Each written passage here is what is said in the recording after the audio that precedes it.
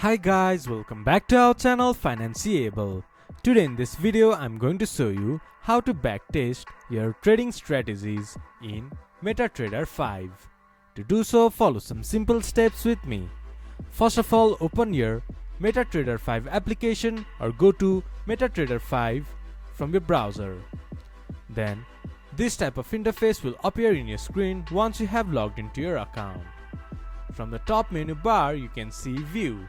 Click on it, then click to Strategy Tester or just press Ctrl+R. Then on the bottom of the screen you can see this type of interface. From here you can choose your overview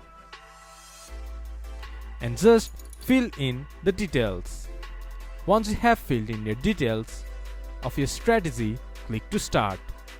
This is how you can backtest your trading strategies in MetaTrader 5. This much for today's video. If you guys find our video helpful, please leave a like and comment. And do not forget to subscribe our channel and hit the bell icon. I'll see you guys again in our next video. Thank you for watching.